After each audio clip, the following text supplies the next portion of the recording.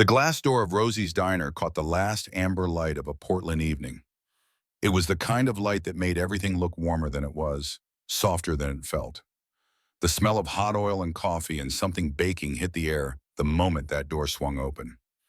Emma Hayes stood in the threshold for 3 seconds that felt like 3 hours. Her hand gripped her daughter's small fingers. Sophie's hand was cold, too cold for May, the kind of cold that comes from walking all day without enough food. Inside, the diner hummed with the comfortable noise of people who belong somewhere. Forks scraped plates. Voices rose and fell in easy conversation. Laughter bloomed and faded. Every table told a story of connection, of home. Emma's stomach was a knot of shame and hunger. Mostly shame. The hunger she could ignore. She had become very good at ignoring her own hunger. But Sophie's hunger was different. Sophie's hunger lived in her chest like a physical weight, pressing down, making it hard to breathe. $3.47. That was the number that had been repeating in Emma's mind for the last 6 blocks. 347. Enough for what? A small order of fries to split. Maybe, if she was lucky, if the waitress felt generous with the portions. She had walked into 13 places today, asked for work, filled out applications, smiled until her face hurt, and every single door had closed with the same soft click of rejection. Sophie squeezed her hand. Emma looked down. 6 years old, blonde hair that used to shine, now dull from too many days between real showers. Green eyes that had stopped asking for things because she had learned, too young, that asking hurt more than staying quiet. The child didn't complain. That was the worst part. If Sophie had whined, had cried, had thrown a tantrum like a normal 6-year-old, maybe Emma could have found the strength to leave this diner. To walk back out into the cold evening. To go home to their studio apartment where the refrigerator held half a jar of peanut butter and not much else. But Sophie just stood there, small, trusting, waiting for her mother to make the world okay somehow. Emma scanned the diner. Her eyes moved from table to table, couples leaning close, families with children, an old man reading a newspaper, a group of teenagers laughing too loud. And then, near the window, she saw him, a man sitting alone, 40 maybe, dark hair starting to gray at the temples, a good suit, the kind that spoke of money without shouting about it, an open book on the table that he wasn't reading. His eyes were fixed on something beyond the window, something far away, something that maybe didn't exist. His table had food, a plate with a barely touched burger, fries going cold, a full glass of water, another of what looked like whiskey. The food sat there, unappreciated, unwanted, just existing. Emma's heart began to hammer. This was it. This was the moment where she chose. Pride or Sophie, dignity or dinner. The person she used to be or the mother she needed to become. Her legs felt like lead as she crossed the diner floor. Each step was a small death of the woman she had been before. The woman who had believed that hard work was enough, that being a good person mattered, that the universe was fair. She stopped at his table. The man looked up. His eyes were dark, tired, but not unkind. Emma's throat closed. For a moment, she couldn't speak. The words sat there, heavy as stones. Then she felt Sophie's hand squeeze hers again. That small pressure, that absolute trust. She found her voice. It came out quieter than she intended, barely above a whisper. "Excuse me."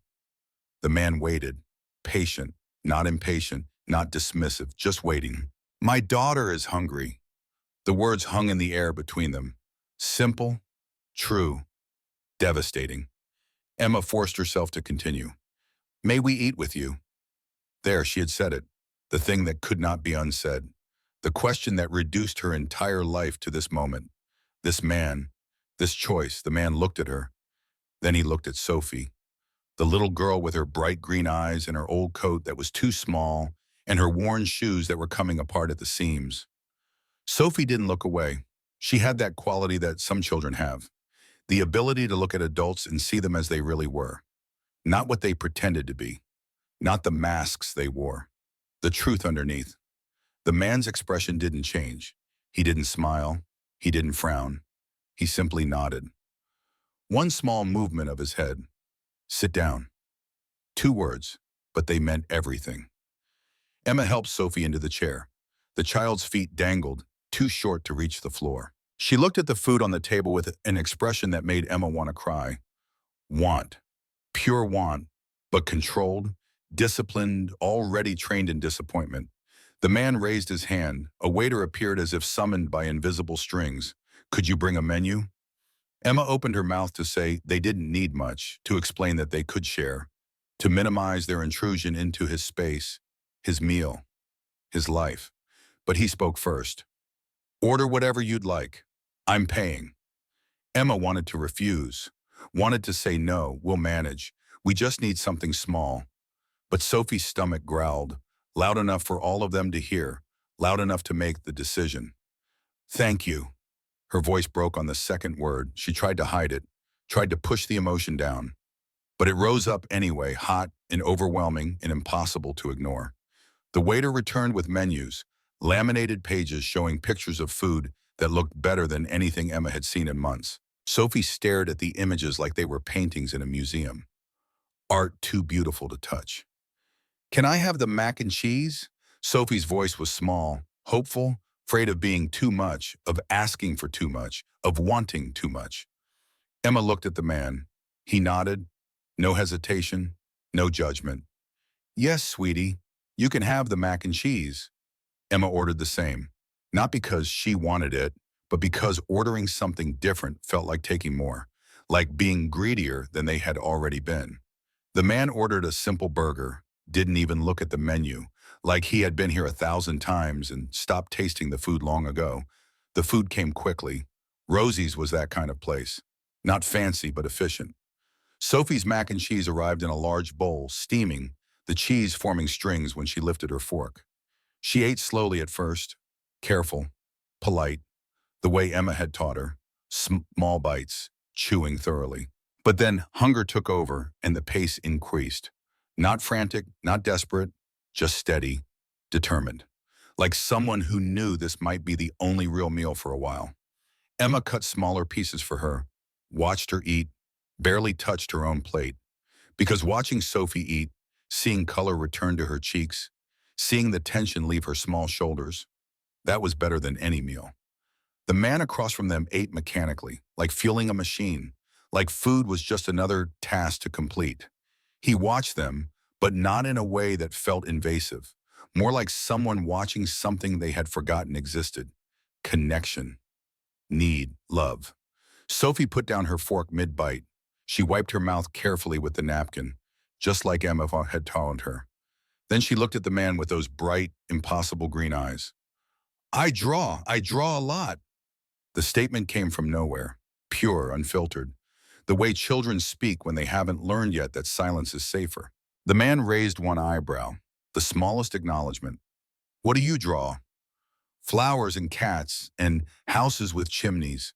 My mom says I draw well. She spoke with complete confidence, not bragging, just stating a fact as true as the sky being blue. Emma felt herself smile, the first real smile since walking through the diner door. Maybe the first real smile in days. She really does. She fills our apartment with paper and crayons, draws on everything, napkins, newspapers, the backs of old bills.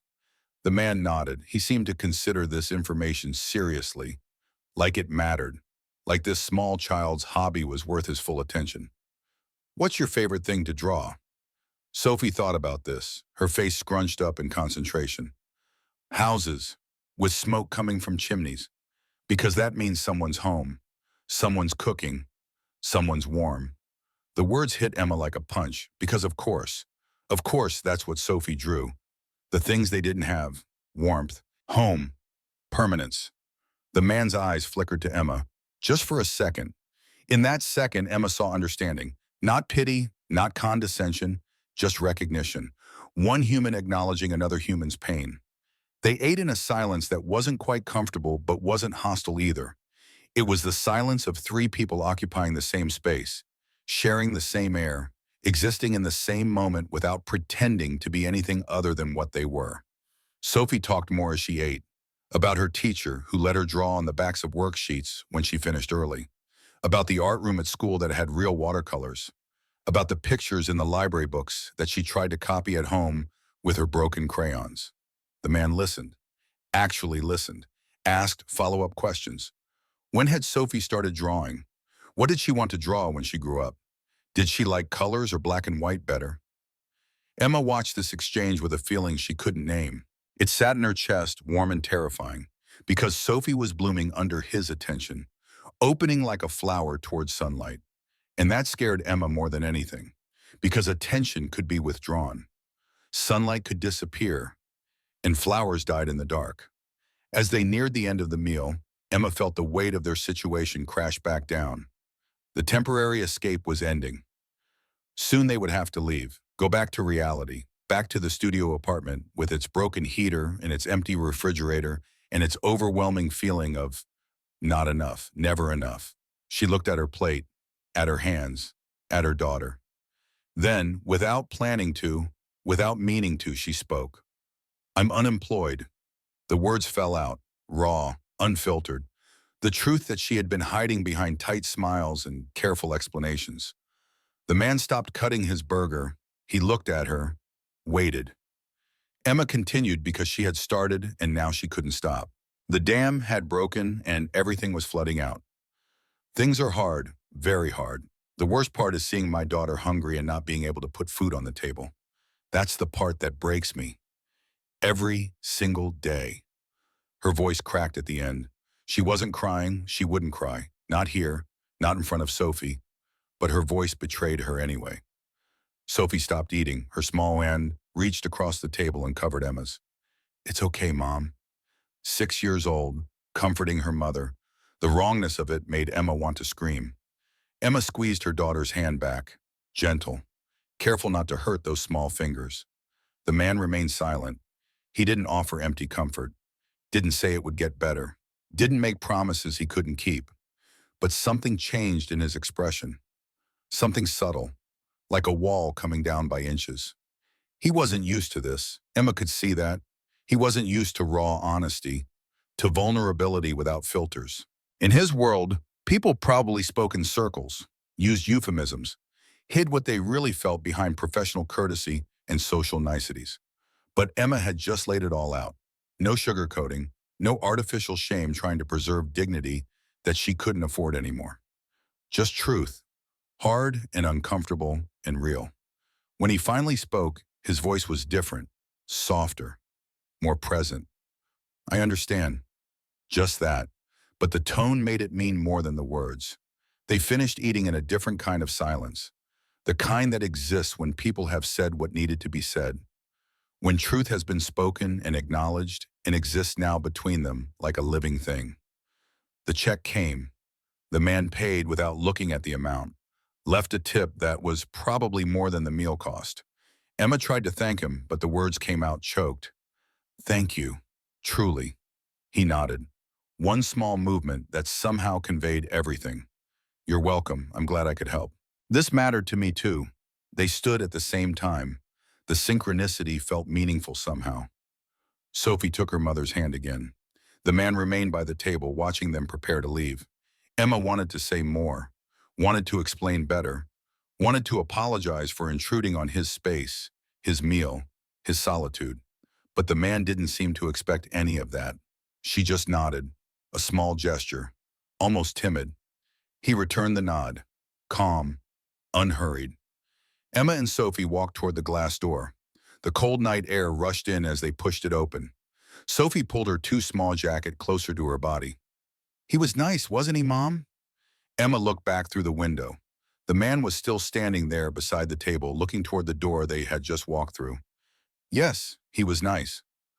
They walked away down the sidewalk. The city noise surrounded them. Cars passing, people returning home.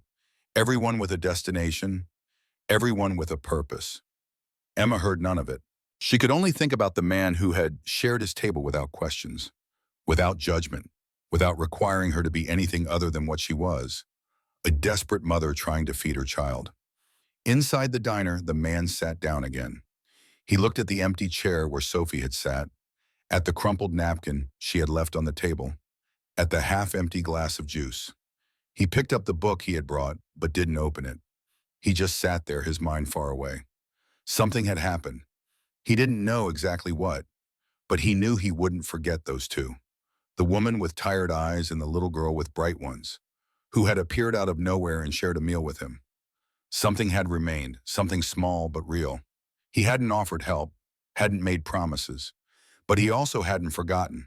And maybe, just maybe, that was the beginning of something different. Something he hadn't planned for. Something he didn't even know he wanted. Until now. The alarm rang at 6 in the morning. Emma silenced it before the sound could wake Sophie.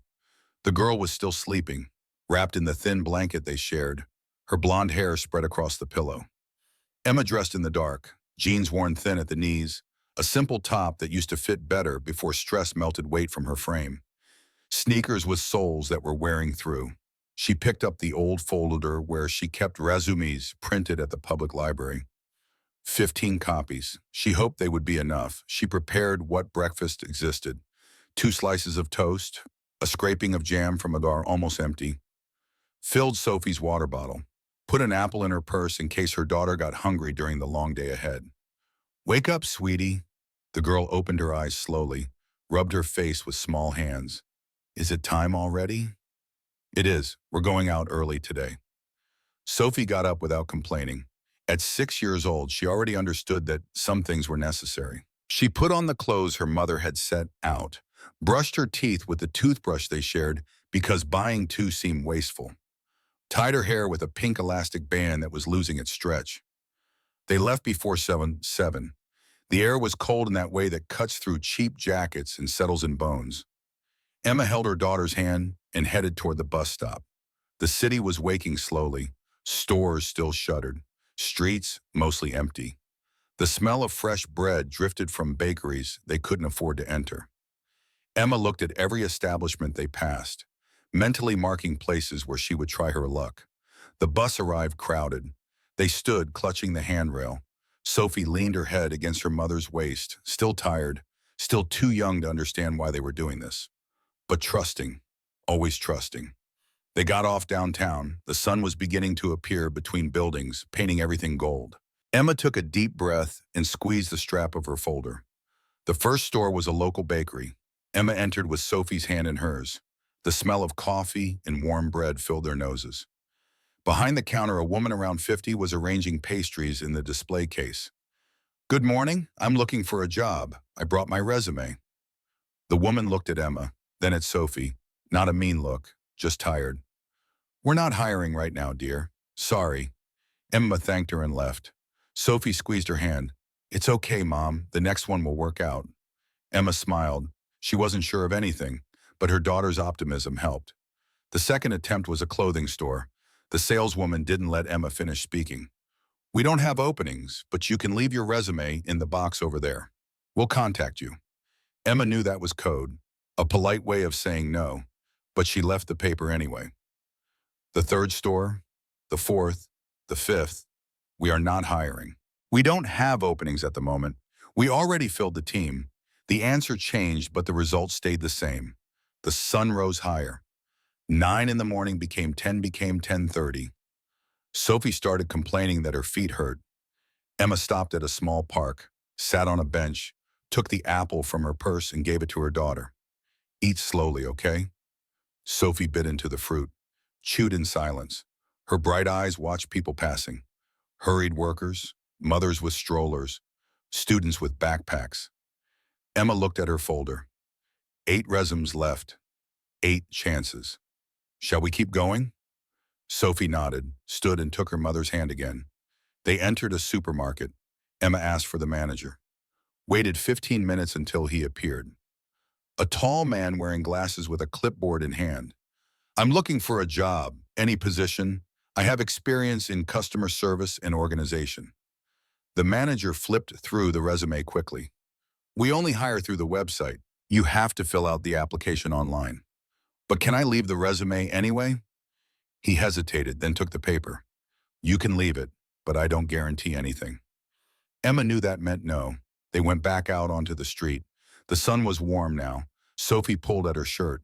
Emma realized her daughter was sweating. I want some water. Sophie took a sip from the bottle, gave it back to her mother. The water level was low. Let's save it. 3 more stores, 3 more negative answers. One didn't even let Emma inside. The security guard said the store didn't accept walk-in applications. Noon arrived. Emma counted the money she had. $3 and some change. Not enough for lunch. Barely enough to buy a snack. She saw a cheap fast food place. Bought a small sandwich. Split it with Sophie. They each ate half. It wasn't enough. But it was what they had. It's good, Mom. That's good, sweetie. Sophie didn't complain. She never complained. That broke Emma's heart. The afternoon continued the same way. More doors, more rejections, more polite excuses. Emma felt her legs heavy. The folder was lighter now. Only 2 resumes left. Almost 13 attempts and no results. Sophie was visibly tired, dragging her feet, her bright eyes red from sleep and exhaustion. Mom, can I rest for a little bit? Emma looked around. There was a park nearby, some benches under trees. Let's sit for a bit. They crossed the street. Emma chose a secluded bench in the shade. She sat down and pulled Sophie close. Lie down here. Sophie rested her head on her mother's lap. In less than 2 minutes, she was asleep. Her breathing became slow and deep. Emma stroked her daughter's blonde hair. So soft, so bright. She looked around. The city continued to move. Cars passing, people walking, everyone with a destination, everyone with a purpose. And she was here, sitting on a bench, unemployed, out of money, not knowing what to do. The despair she had held back all day began to rise. Emma closed her eyes, took a deep breath. She couldn't break down.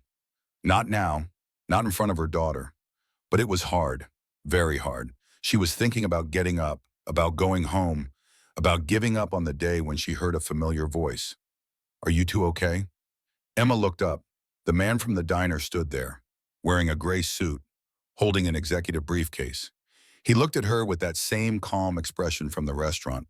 For a second, Emma thought about lying, about saying yes, everything was fine. They were just resting, but she couldn't. We're tired. The man looked at Sophie sleeping on her lap. Then he looked into Emma's eyes. He saw it. He saw the exhaustion. He saw the defeat. He saw the thinly disguised despair. May I sit down? Emma hesitated. She was embarrassed to be here, for him to see her like this. But she nodded. Yes. The man sat beside her, set his briefcase on the ground, was silent for a moment, just looking ahead at people passing by.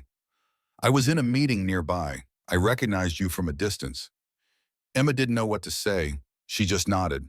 He continued. Tough day. Every day is tough, but today was worse.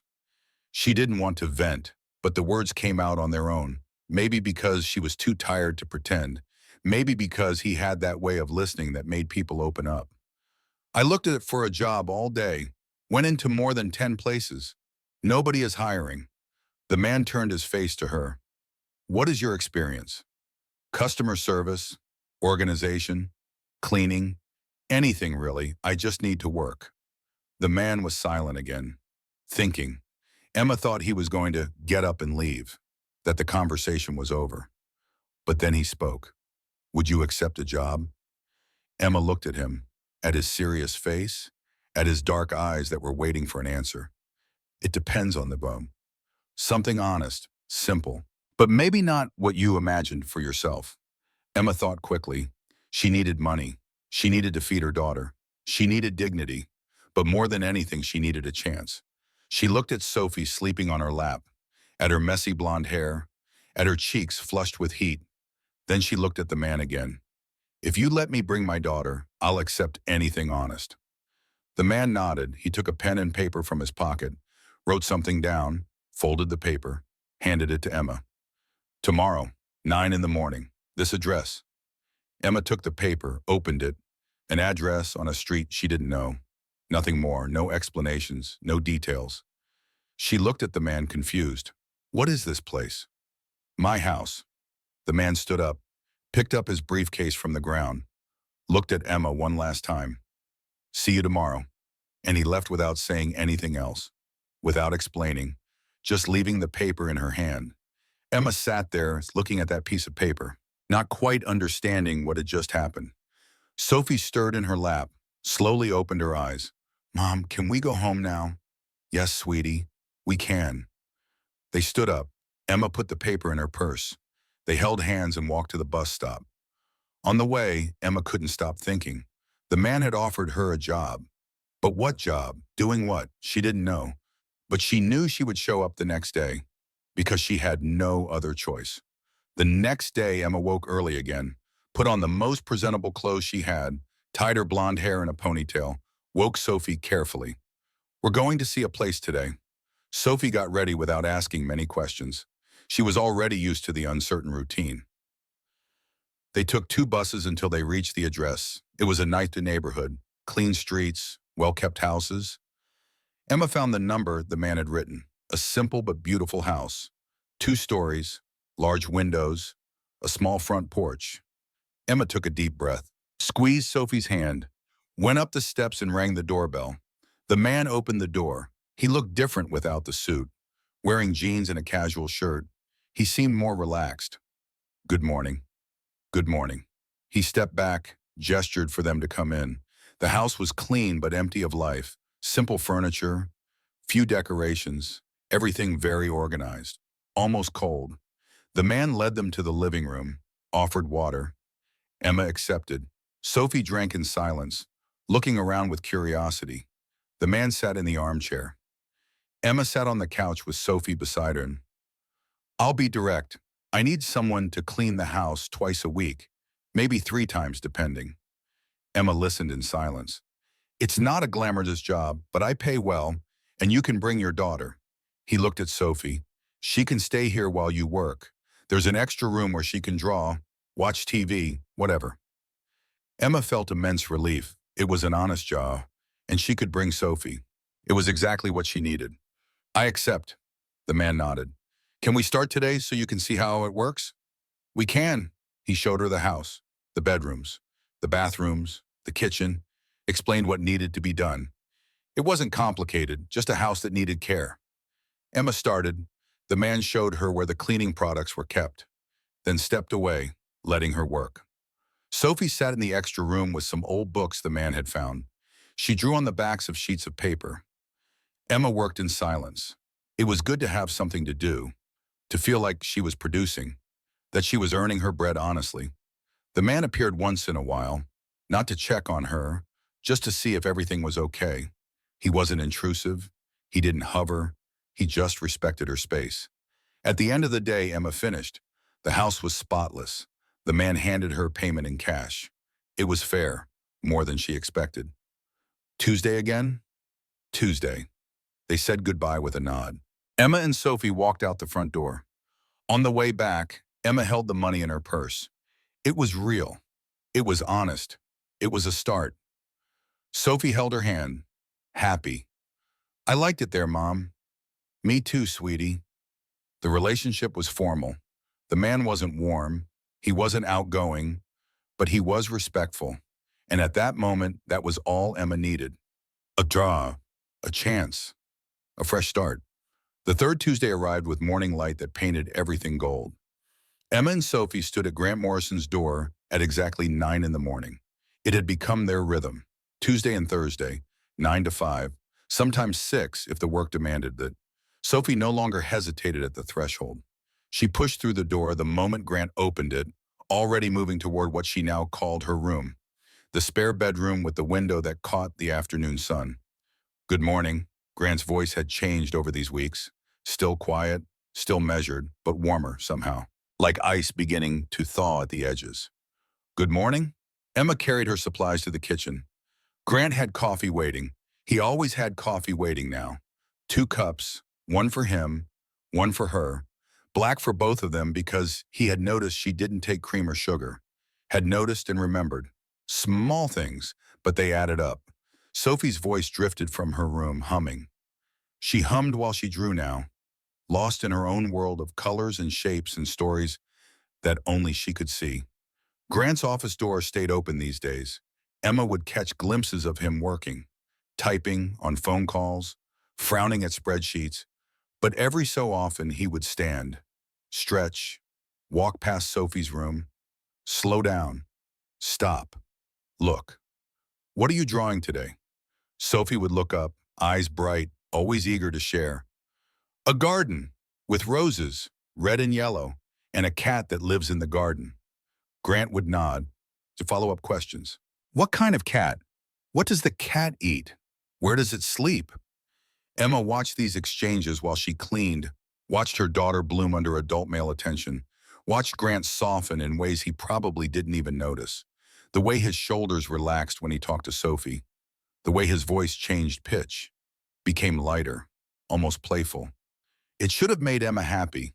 It did make her happy, but it also terrified her, because Sophie was getting attached. And attachment meant vulnerability, and vulnerability meant the possibility of pain.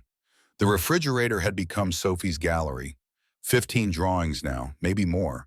Each one stuck with magnets that Grant kept buying. Different magnets, colorful ones, funny ones. A collection that spoke of intention, of care. Every drawing told a story, a chronicle of their time together. Emma could see the progression.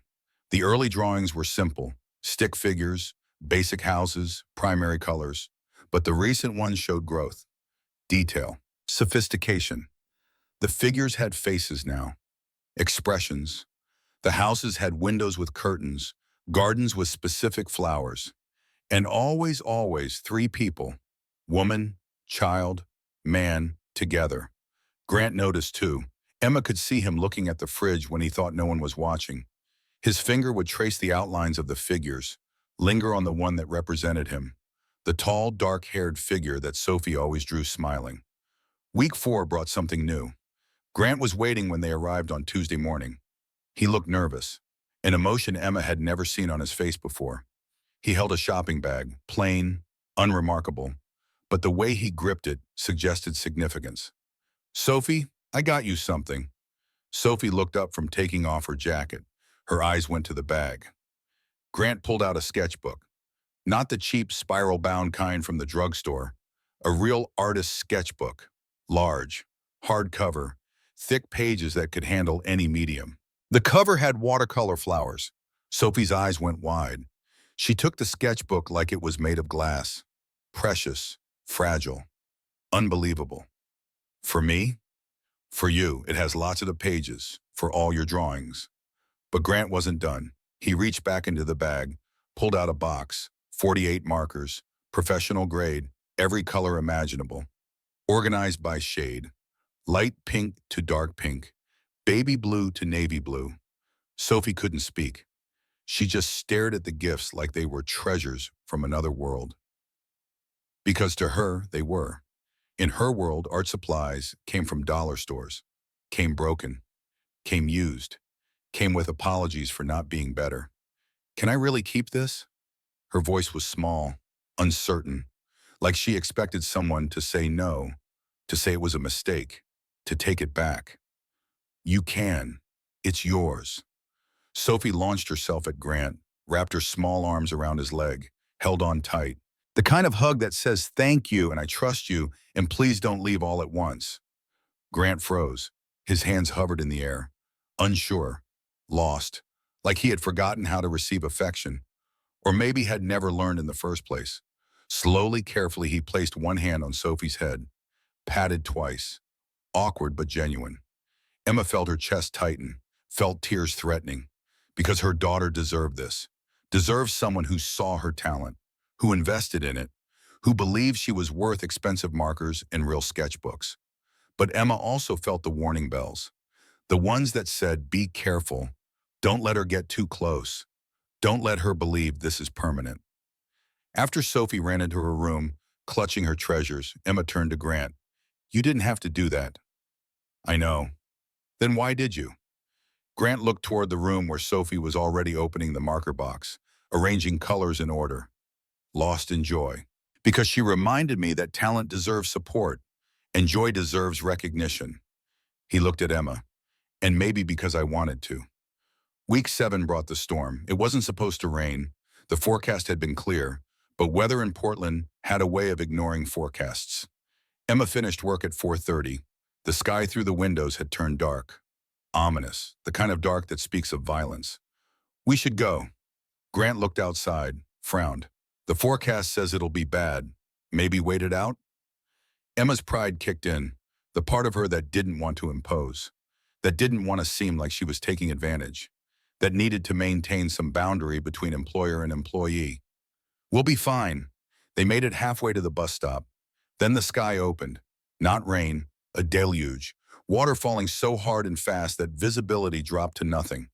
Lightning cracked overhead. Thunder followed immediately. Close. Dangerous. Sophie screamed. Her small hand gripped Emma's harder. The child's coat was soaked through in seconds.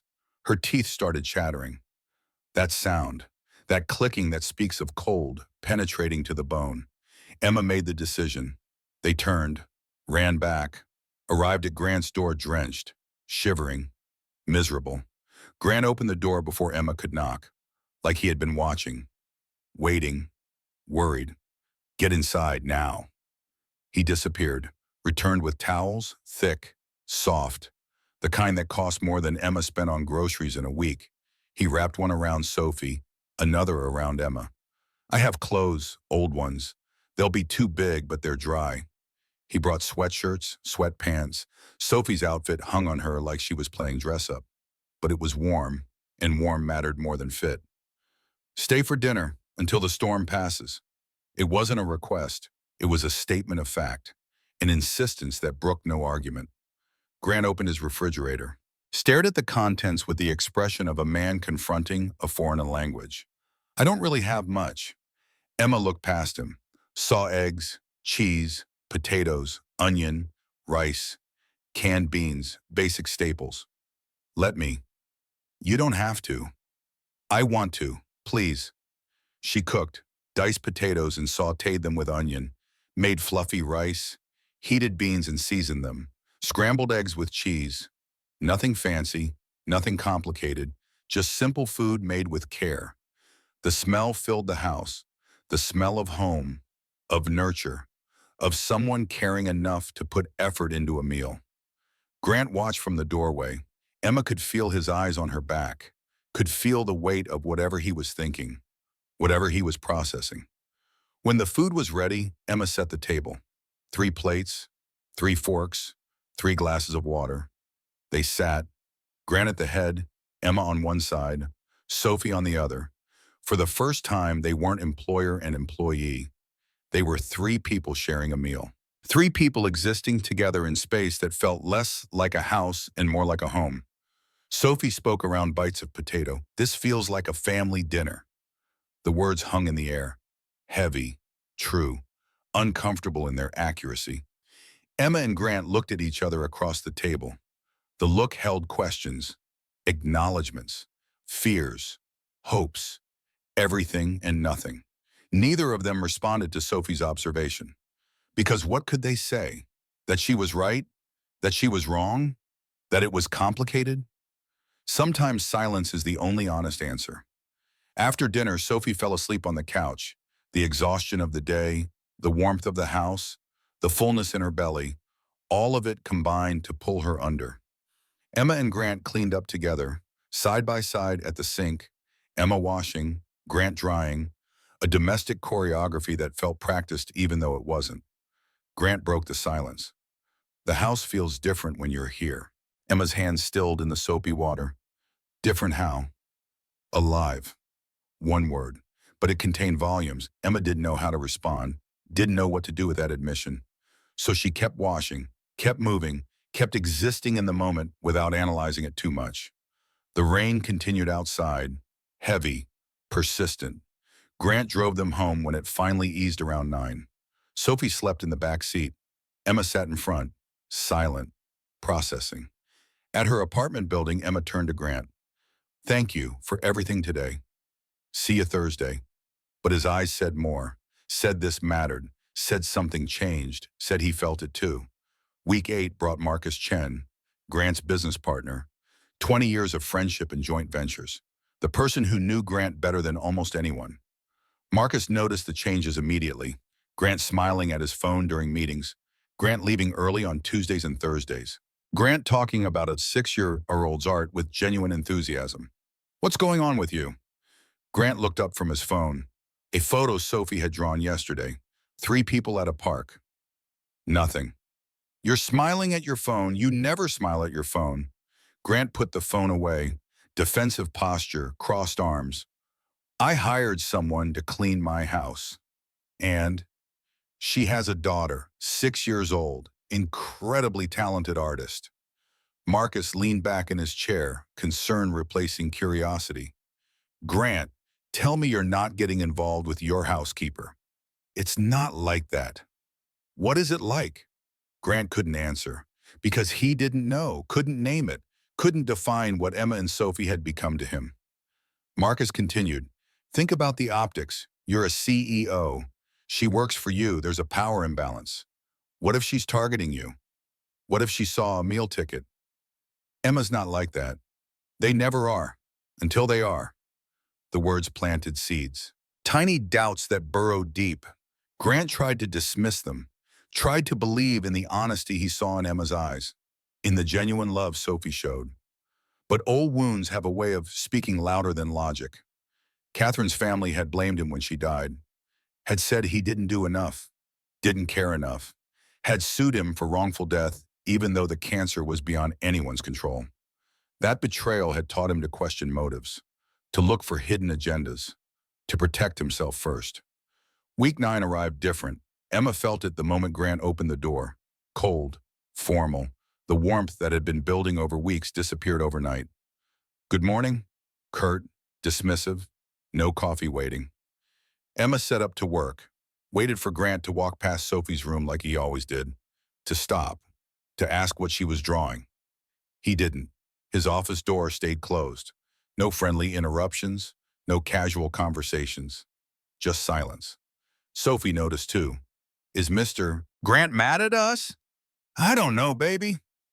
Thursday was worse. Grant barely looked at them, paid in an envelope rather than hand to hand. The physical distance mirrored the emotional withdrawal. Emma's confusion turned to hurt. What had changed? What had she done wrong? Sophie drew less. Her colors became duller. The joy that had been building over weeks started to fade. By the second week of Grant's coldness, Emma had enough. She finished her work, got Sophie settled in the car, then returned to the house, knocked on Grant's office door. We need to talk. Grant looked up. His face gave nothing away. What's going on? Nothing. Don't lie to me. You've been different. Cold. What happened? Grant's jaw tightened. He didn't want to have this conversation. But Emma stood her ground, waiting. Maybe we should keep this professional. Professional? You gave my daughter a $100 art set. You told me your house feels alive when we're here. You invited us to stay during a storm. And now you want professional? Emma's voice rose, not quite yelling, but close. What changed? Grant stood, walked to the window, looked out at nothing. Someone suggested that maybe you have ulterior motives. The words hit Emma like a physical blow. You think I'm using you? Silence, which was confirmation enough. You think I'm what, a gold digger? I asked to sit with you because my daughter was hungry. I work here because I need to pay rent, not because I want your money or your house or whatever else you think I'm after. Sophie appeared in the doorway, her small face confused, scared. Why are you yelling? Emma felt her heart break. Again. Always again. Get your things. We're leaving. But I didn't finish my drawing. Now, Sophie. Emma grabbed her daughter's hand, left without looking back, left before Grant could see the tears starting to fall. That night, Sophie cried, real crying, the kind that shakes small shoulders and breaks mothers' hearts. Why can't we go back? Because Mr. Grant doesn't want us there. But he likes us. I know he does. Emma held her daughter, stroked her hair, had no answers that would make sense to a 6-year-old. In his empty house, Grant walked through rooms that felt like tombs. Every corner held memories now. Sophie's laughter, Emma's humming while she cleaned, the way sunlight caught in Emma's blonde hair. Sophie's small feet running down the hallway. He stood in front of the refrigerator, looked at the drawings, 23 of them, each one a chronicle of connection, of family, of belonging. In every single one, he was smiling. He picked up his phone, called Marcus. I messed up. What happened? I listened to you, I pushed them away, and now my house feels dead again. So fix it. What if it's too late? Then you're an idiot for not trying. Grant arrived at Emma's apartment at 7 in the morning. He had been up all night, rehearsing what to say, how to explain, how to apologize for letting old fears override present truth. Emma opened the door. Her eyes were red, from crying or lack of sleep or both. She tried to close the door. Grant put his foot in the gap, gentle, not forcing, just preventing. Please, hear me out. I have nothing to say to you. Then just listen. Emma's arms crossed, defensive, hurt, but she didn't close the door. I was an idiot.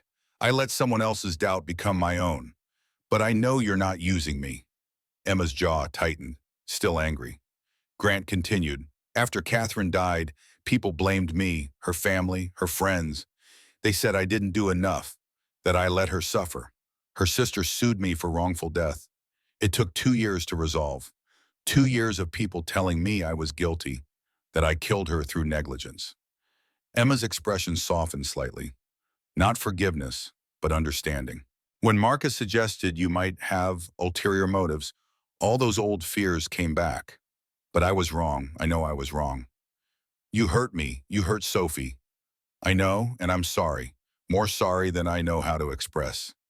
Sophie appeared behind Emma, sleep rumpled, cautious. Mr. Grant? Grant knelt down, eye level with the child. I'm sorry I was mean, Sophie. It's okay. Everyone makes mistakes.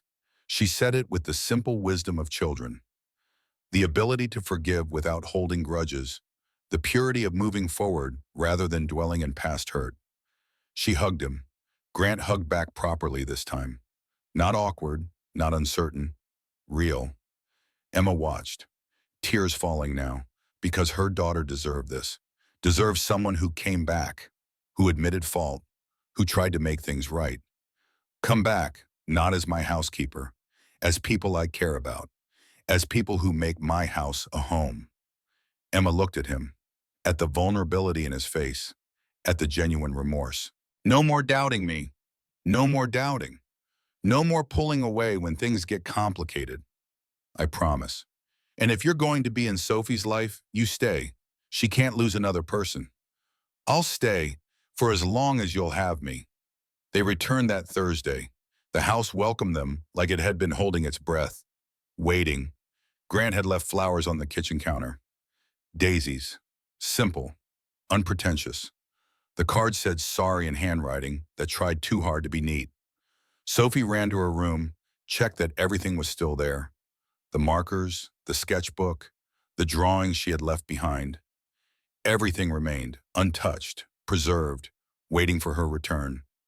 The weeks that followed rebuilt what had been broken, slowly, carefully, with attention to the cracks that needed stronger foundation. Grant told them more about Catherine, about falling in love young, about the diagnosis that came 3 months before their wedding, about fighting together for 18 months, about holding her hand when she died. I closed myself off after that, told myself being alone was safer, that love meant inevitable pain. Emma listened, understood, because she had her own walls, her own reasons for not trusting easily. Sophie's father, Jason, the man who left when Emma told him she was pregnant, who blocked her number, who disappeared so completely it was like he never existed. I've been afraid too, afraid of trusting, afraid of letting Sophie get attached to someone who might leave. Grant reached across the space between them, took her hand, first time touching beyond accidental brushes. I'm not leaving. Week 13 brought the threat neither of them expected. Emma was picking Sophie up from school. A man stood by the fence, familiar in the worst way. Jason looked different, older, harder. The boy who had run from responsibility replaced by a man who claimed to have found it. Emma, it's been a long time. Emma's world tilted. Her hand tightened on Sophie's. What are you doing here? I saw you last month at the community center food distribution. You didn't see me, but I saw Sophie. She's gotten so big. And I thought maybe I should have been there all along. He shifted his weight, uncomfortable. My mom asked about her, said she wanted to meet her granddaughter before she died. Made me realize I've been running for 6 years. Help? Now? After 6 years? Sophie looked between them, confused, sensing danger without understanding its source. Who is he, Mommy? Emma couldn't answer, couldn't form words. Jason continued, I want to meet her, be part of her life. No, I'm her father. I have rights. You gave up those rights when you left. We'll see what a lawyer says. He walked away, left Emma standing there, shaking, terrified. That night, Emma called Grant. Her voice broke on the first word. He's back. Sophie's father. He wants custody. Come over. Right now. At Grant's house, Sophie fell asleep quickly, exhausted by stress she didn't fully understand. Grant carried her to the spare room, tucked her in carefully. Emma sat on the couch, trembling. Grant sat beside her. I can't lose her. She's everything. You won't lose her. You don't know that. I'll help you. Best lawyer, whatever it takes. Emma looked at him through tears. Why? Why would you do that? Grant took both her hands in his. Because I love her. Emma's breath caught. And because I love you. The words hung between them. Simple. Devastating. True. I didn't plan this. Didn't want this. But somewhere between that diner and now, you two became my family. Emma couldn't speak. Too many emotions. Too much fear mixed with too much hope. I'm scared. I'm scared too. But I'm more scared of losing you. Sophie appeared in the doorway, half asleep. Mommy, are you okay? Emma wiped tears quickly. Yes, baby. Sophie crawled onto the couch, settled between them. Mr. Grant, can you make the bad things go away? Grant looked at Emma, then at Sophie. I'm going to try. The three of them sat there together, a makeshift family facing an uncertain future, but facing it together, and somehow that made all the difference. Monday morning arrived with the kind of light that makes promises. Soft, golden, the kind that suggests better days ahead even when evidence points otherwise. Emma sat in Sarah Chen's office, Grant beside her, the lawyer across the desk with files spread like evidence of a life turned upside down. Legal documents, court filings, the paper trail of a man who disappeared 6 years ago and now wanted to reappear as a father. Sarah Chen had the reputation of being the best family law attorney in Portland. Her office reflected success, floor-to-ceiling windows, expensive art, furniture that whispered money and power. But her eyes held kindness, the kind that came from seeing too many broken families and still believing in justice. Let me be direct. Jason Hayes filed for partial custody. He's claiming he wants a relationship with his daughter, and biologically he has standing. Emma felt the words like punches, each one landing, each one hurting. But he left. He abandoned us. I know, and we'll use that. But Oregon law favors parental rights, even for parents who've been absent. The court believes children benefit from knowing both parents when possible. Grant leaned forward, his presence solid, grounding. What do we need to do? Sarah looked at her notes. We show a pattern of abandonment. No child support, no contact, no attempt at relationship. We show Sophie's current stability, her thriving environment. We make the case that disrupting her life now would cause harm. She paused, looked at Emma. Tell me about your current situation. Emma felt the weight of judgment coming, the evaluation of her worthiness as a mother. I work for Grant, cleaning his house. I make about $2,000 a month. Living situation? Studio apartment, downtown. Sarah made notes. Emma could see the assessment happening. Single mother, low-income housing, marginal employment. On paper, she looked unstable. Looked like someone who maybe couldn't provide the best environment. Grant spoke before Sarah could ask more. She's moving in with me, her and Sophie both. Emma's head whipped toward him. They hadn't discussed this, hadn't planned it. Sarah raised an eyebrow. That changes things. In what capacity? As your employee? As your partner? Grant didn't hesitate. As my family. The word hung in the air. Heavy, significant, true. Sarah nodded slowly. That strengthens your case considerably. Stable two-parent household. Good neighborhood. Strong school district. financial security, but there was always a but. We need to be careful about how this looks. A wealthy man, a woman in his employ, it could appear transactional, like you're using Sophie to secure housing. Emma flinched, because wasn't that what Marcus had suggested? What Grant himself had feared? It's not like that. Sarah raised her hand, gentle. I believe you, but we need to be prepared for Jason's lawyer to suggest it, to paint you as opportunistic, to suggest Grant is being taken advantage of. Grant's jaw tightened. Let them try. Anyone who spends 5 minutes with Emma and Sophie knows the truth. Sarah closed her folder. Then let's make sure the judge spends more than 5 minutes. That evening, Emma sat Sophie down. The conversation she had been dreading. The one that would require explanations a 6-year-old shouldn't need. Baby, you know the man who was at your school? The one I talked to? Sophie nodded, her green eyes serious.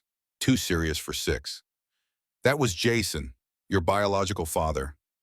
Sophie processed this, her small face scrunching in thought. But Mr. Grant is my dad. Emma's heart squeezed. Mr. Grant loves you very much, but Jason is the person who helped make you, and he says he wants to know you. Do I have to? The question was so small, so hopeful that the answer would be no. The judge will decide, but Mr. Grant and I are going to fight to make sure you're safe and happy. Sophie climbed into Emma's lap, still small enough to fit, still young enough to seek comfort in her mother's arms. I don't want to go with him. I don't know him. I know, baby, I know. The decision to move happened faster than Emma expected. Grant was already converting his home office into Sophie's room, already painting walls the soft yellow Sophie loved, already assembling furniture that would make the space hers. Emma stood in the doorway watching him work, sleeves rolled up, hair slightly messed, concentration on his face as he aligned a bookshelf against the wall. You don't have to do all this. He looked up, smiled, a real smile, the kind that reached his eyes and transformed his face from handsome to beautiful. Yes, I do. She deserves her own space. He stood back, surveyed his work. Besides, this is her home now, should feel like it. Home. The word settled in Emma's chest. Warm, terrifying, full of promise and potential pain. They moved on a Saturday.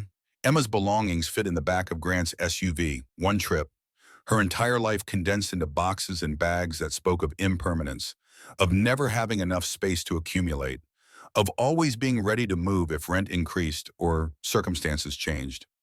Sophie bounced in the passenger seat, excitement radiating from her small body. My own room. I get my own room. Emma watched her daughter, tried to share the tone. Tried not to think about what if. What if this doesn't work? What if Grant changes his mind? What if we have to leave? And Sophie's heart breaks. But Grant reached over, squeezed Emma's hand. One quick pressure that said, I'm here. I'm committed. This is real.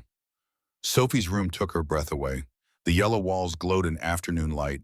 A new bed with a white frame. A desk positioned perfectly by the window.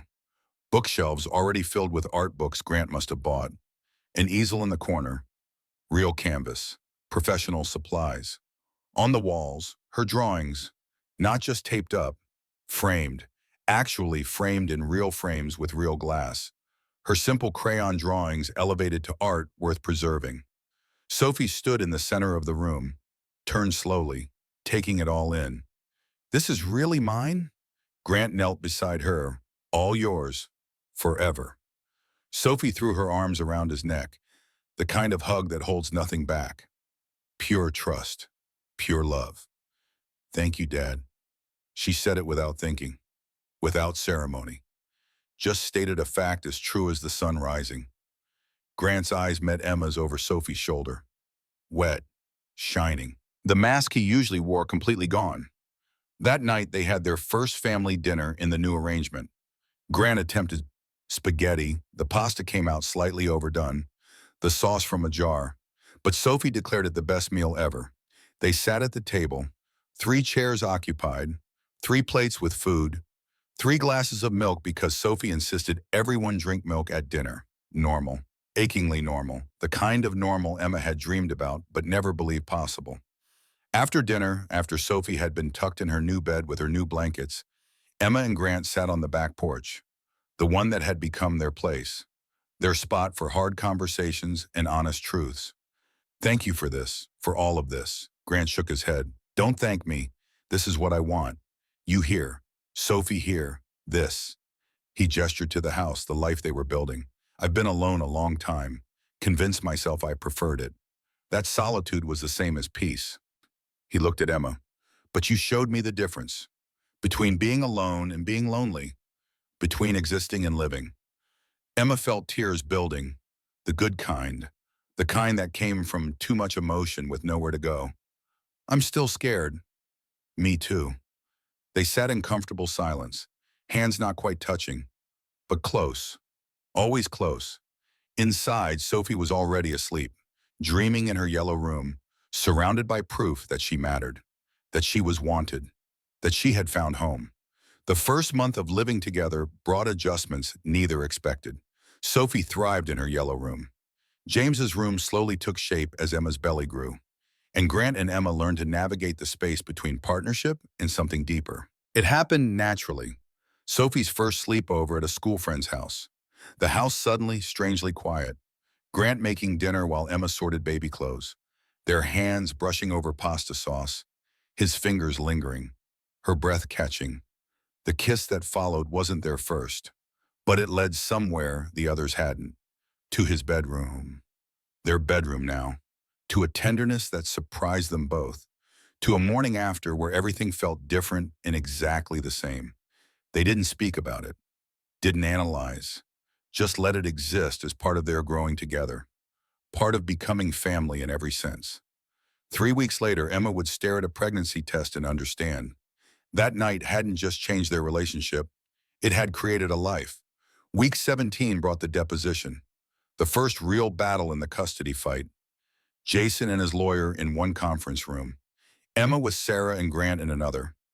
Jason looked different, older, harder.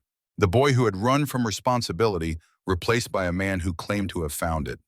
His lawyer was exactly what Emma expected. Cheap suit, aggressive demeanor, the kind who made up for lack of skill with volume. Sarah remained calm, professional, every question precise, every objection timed perfectly. Mr. Hayes, why now?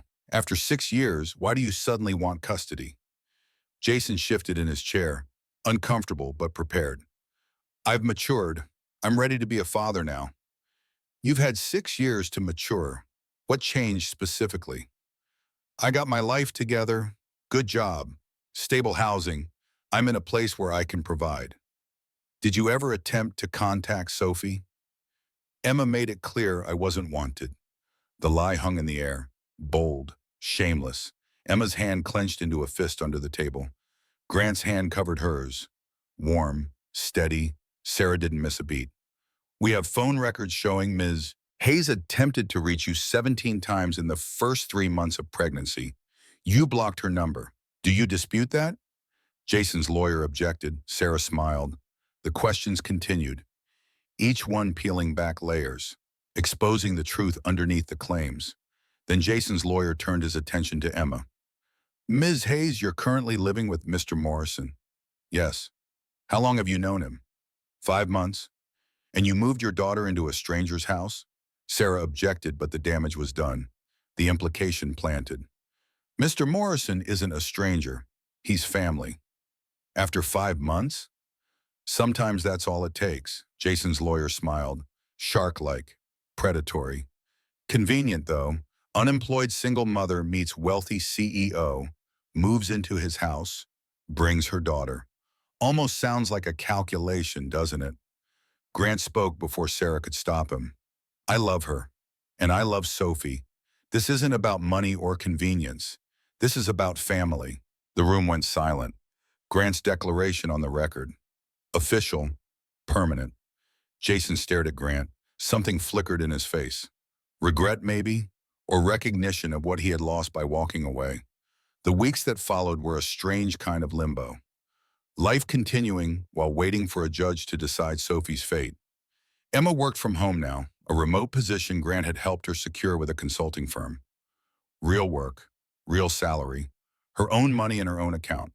Grant dropped Sophie at school every morning, picked her up every afternoon. They had routines now, patterns. The structure of family life, dinner together every night, stories before bed, Grant reading to Sophie in voices that made her giggle, Emma listening from the doorway, watching her daughter fall in love with the man she was falling in love with. Because that's what was happening. Emma could no longer deny it, could no longer pretend this was just gratitude or convenience or circumstantial. She loved Grant Morrison, loved his quiet strength, his hidden gentleness, the way he looked at Sophie like she hung the moon, the way he looked at Emma like she was home. But she was afraid to say it, afraid that speaking it would give it power. And power meant vulnerability, and vulnerability meant the possibility of devastating loss. Week 21 brought the custody hearing, the day that would determine everything. Emma dressed carefully, professional, respectable, the costume of a good mother trying to prove worthiness. Sophie stayed with a social worker, too young to testify, too young to understand the adult world deciding her future. The courtroom was smaller than Emma expected. Wood paneling, high ceilings, the seal of the state watching over everything. Judge Martha Patterson presided. 60 years old, stern face, but her eyes suggested fairness, justice over technicality. Jason testified first, spoke about his journey to readiness, his stable job in sales, his two-bedroom apartment, his genuine desire to know his daughter. Sarah's cross-examination was surgical. Mr. Hayes, have you paid any child support in the last 6 years? I was never court-ordered to. Did you ever offer? Silence.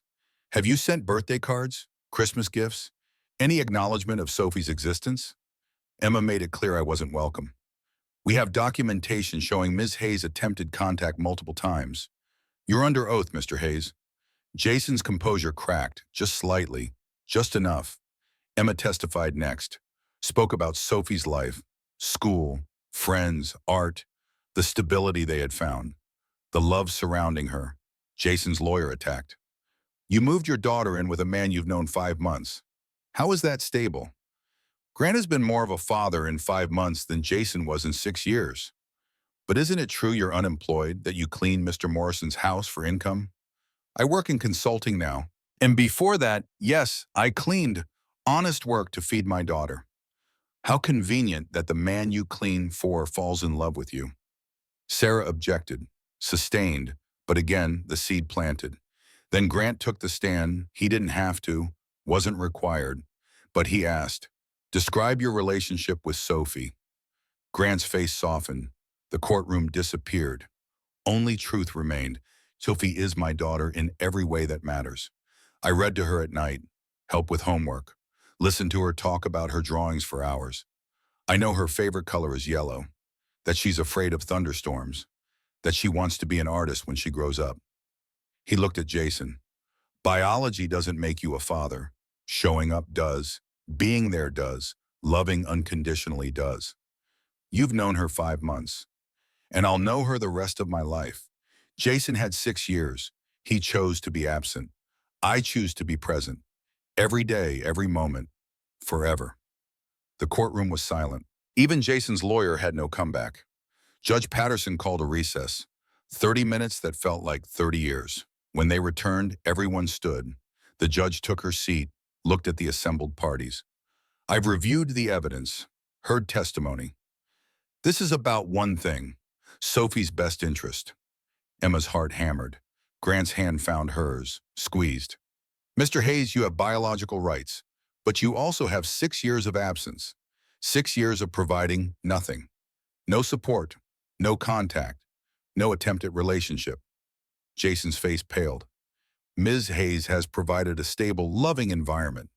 Sophie is thriving, and the addition of Mr. Morrison appears genuine and beneficial. The judge paused, looked directly at Jason. However, I believe children benefit from knowing both biological parents when safe and appropriate. Emma's stomach dropped. Therefore, I'm granting supervised visitation. 1 day per month, to be reassessed in 6 months. Primary custody remains with Ms. Hayes. Mr. Hayes, if you're serious about being a father, prove it. Show up, be consistent, earn your daughter's trust. Gavel down. Emma collapsed into Grant. Relief and residual fear mixing. Sophie was safe. But Jason was still there, still a presence, still a threat. Outside the courthouse, Jason approached. His lawyer had already left. He looked smaller somehow, defeated. Emma, Grant stepped forward, protective. I just want to say I'm sorry for everything, for leaving, for not being there. Emma stared at him. This man who had once meant something, who now meant nothing except biology. Don't hurt her. If you're going to do this, really do it. Don't disappear again. I won't. But Emma heard the uncertainty in his voice, saw the doubt in his eyes. 2 weeks later, the first supervised visit happened. Jason picked Sophie up for lunch, a social worker present, 2 hours in a public restaurant. Sophie was nervous, held Emma's hand tight in the parking lot. What if I don't like him? Then we'll figure it out together. Will you be here when I get back? Right here, I promise. Sophie went, reluctant but brave. Emma waited in the car, Grant beside her, 2 hours feeling like 2 years. When Sophie returned, she climbed into the back seat. Quiet. How was it? He's nice but weird. He doesn't know me. He wants to. But Dad knows me. Dad knows everything about me. She meant Grant, called him Dad without hesitation, without confusion. Because biology didn't make a father. Love did. The visits continued, once a month. Sophie went without complaint, but came back unchanged. Jason was a stranger who happened to share her DNA. Grant was her father in every way that mattered. By the third visit, Jason looked different, smaller, like he was realizing what he had lost, what he could never get back. 6 years couldn't be erased by monthly lunches. Week 24 brought Sophie's 7th birthday. Emma and Grant planned a small party. School friends, cake, presents, normal childhood celebration. Jason showed up unannounced, holding a wrapped present, hopeful. Sophie saw him, waved, polite, but didn't run to him, didn't show excitement. He stayed for an hour, awkward, out of place, watching his daughter celebrate with people who knew her, loved her, were present. Before leaving, he pulled Emma aside. She's happy here. Yes, really happy, with you and Grant. Emma waited, sensing something coming. I thought I wanted this, thought I was ready, but I'm not her father, he is. He gestured to Grant, who was at that moment making Sophie laugh with a silly voice while reading her birthday card. I'm withdrawing my petition for custody, for visitation. All of it. Emma's mouth opened. Nothing came out. Tell her I'm sorry, that I hope she has a good life, that she deserves better than me. He left before Emma could respond, walked away from his second chance, choosing absence again. Emma told Grant that night, after Sophie was asleep, after the house had settled into quiet. He's gone for good this time. Grant processed this, the relief evident. How do you feel? Sad for Sophie, that she'll always know her biological father chose to leave. Twice. But grateful she has you, has us. Grant pulled Emma close. First real embrace. First moment of physical intimacy beyond hand-holding. She does. Forever. Week 25 brought changes Emma didn't expect. 5 months since that first diner meeting. 2 months since they became a family under one roof.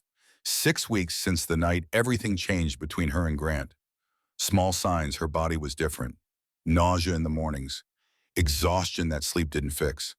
Emotions closer to the surface than usual. She took the test alone, in the bathroom while Grant made breakfast and Sophie got ready for school. 2 lines. Clear, unmistakable. Pregnant. Emma stared at the stick. Heart racing, mind spinning. 6 weeks. That night when Sophie stayed at Emma's friend's house, when she and Grant had finally allowed themselves to be more than co-parents, more than partners, to be lovers. 6 weeks meant she was early, very early, but unmistakably pregnant. She told Grant that evening, after Sophie was in bed, after the house was quiet, she just handed him the test, no words, no explanation needed. He stared at it, face unreadable. Then he looked at Emma. You're pregnant. Yes. We're having a baby. Yes. Then he smiled, wide, genuine, joyful. We're having a baby. He picked Emma up, spun her around, laughing like a child, like someone who had just received the best news of his life. This is perfect. You're perfect. This is everything. Emma felt tears fall, happy ones this time. Pure joy without fear lurking underneath. They told Sophie the next morning, gentle, careful, watching her reaction. You're going to be a big sister. Sophie's eyes went wide. Really? A baby? Really? She considered this. Serious face. Can we get a dog too? Emma and Grant laughed. Sophie joined in, not quite understanding but happy because they were happy. Christmas arrived with the kind of magic that only happens once. Snow falling, lights everywhere. The house transformed into something from a storybook. Sophie woke at dawn, ran downstairs, squealing about presents under the tree. Grant made coffee, Emma made breakfast. They opened presents slowly, savoring. Each gift given with thought, received with gratitude. Sophie got art supplies, books, a telescope because she had mentioned wanting to see stars better. She tore through wrapping paper with pure joy. Grant gave Emma a box, small, velvet. Emma's heart stopped. Open it. Inside, a key, simple, silver, with her name engraved. What is this? A key to the house with your name. This is your home, legally, officially, forever. Emma held the key, felt its weight, understood its meaning, home, belonging, permanence. There's more. Grant pulled out papers, adoption papers. I want to adopt Sophie, make her legally mine, if that's okay with you. With her. Sophie looked up from her new telescope. What's that? Papers that would make me officially your dad, on paper like I already am in real life. Sophie launched herself at Grant, arms around his neck, holding tight. Yes, yes, yes. Emma watched them, her daughter, her partner, her family. But Grant wasn't done. He knelt, pulled out a ring box. Emma Hayes, 5 months ago you asked to sit with me at a diner. You changed my life in that moment. You and Sophie showed me what living actually means. His voice broke, steadied. Marry me. Make this official. Make us a forever family. Emma couldn't speak, could only nod, frantically, desperately. Yes. Grant slipped the ring on, simple, elegant, perfect. Sophie jumped between them, the three of them hugging, crying, laughing, complete. The wedding happened 3 months later. Emma was 5 months pregnant, showing now but glowing. She had wanted to wait until after the baby. Grant had insisted they not wait at all. They compromised on spring. Small ceremony in the backyard, close friends only. Judge Patterson officiating because they had asked her. Felt right somehow.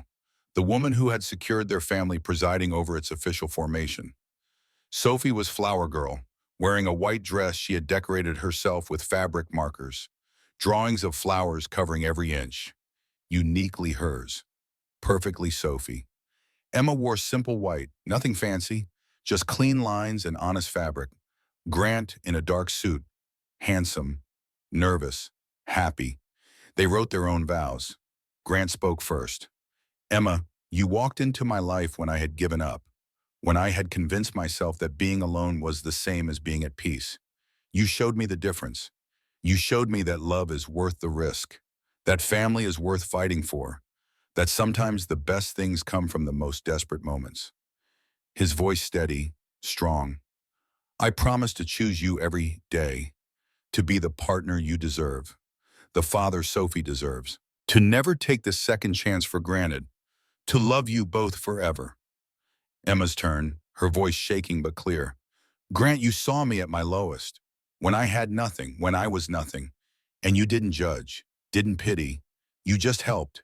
You showed me that good people exist, that trust is possible, that love can grow from kindness. Tears fell, she didn't wipe them away. I promise to be brave enough to love you fully, to let you in completely, to build this family together, to never forget what a gift this is, what a gift you are. Judge Patterson smiled. By the power vested in me by the state of Oregon, I now pronounce you husband and wife, family, forever.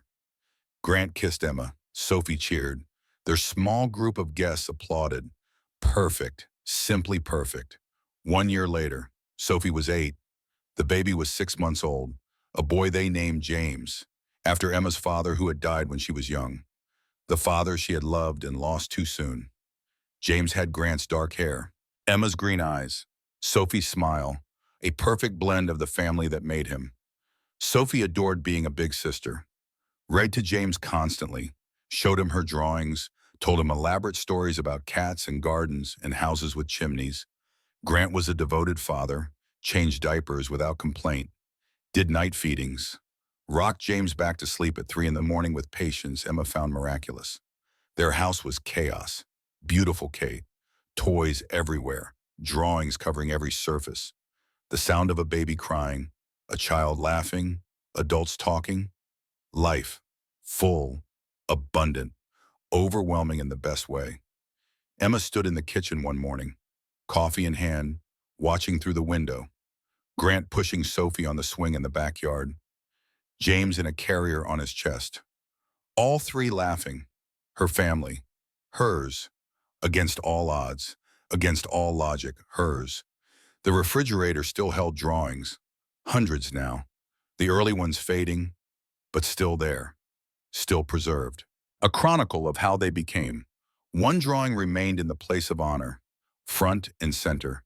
The first one Sophie had made, 3 people holding hands. Simple, crude, perfect. The caption still read, "My Happy Family," written in crayon 6 years ago by a hopeful child who drew what she wanted most. And somehow, impossibly, wonderfully, it had all come true. Emma heard the door open, Grant and Sophie tumbling in, James gurgling happily. "Mom, did you see how high I swung?" "I saw, you were flying." Sophie ran to hug her, still small enough, still young enough, but growing so fast. Grant kissed Emma's cheek, casual, comfortable, the intimacy of long commitment. "I love you. I love you too." Simple words, but they contained everything. Every struggle, every doubt, every moment of terror and hope that led here, to this kitchen, this family, this life. Sophie pulled out her latest drawing, added it to the fridge collection. 5 people now, woman, parent, and girl, baby, and a dog. Because they had finally gotten the dog Sophie wanted. "Perfect family," Sophie declared. Emma looked at the drawing, at her family scattered through the house, at the life that had grown from one desperate question in a diner 6 years ago. Yes, perfect. Not perfect in the flawless way. Perfect in the real way. The messy, complicated, beautiful way that only true families achieve. Grant pulled them all close, his arms big enough now, big enough to hold everyone, to keep everyone safe. Sophie giggled, James cooed, the dog barked from somewhere upstairs. Emma closed her eyes, breathed it in, this moment, this life, this impossible gift that started with 3 words spoken in fear and desperation. "May we eat with you?" One question, one yes, one meal shared with a stranger, and from that tiny seed an entire forest had grown. Family, home, love forever. The end of one story, the beginning of all the others.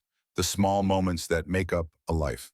Breakfast, homework, bedtime stories, fights and makeups, laughter and tears, growing, changing, living, together, always together, forever family. Just like Sophie's first drawing promised, just like Emma had desperately hoped, just like Grant had never known he needed. Complete.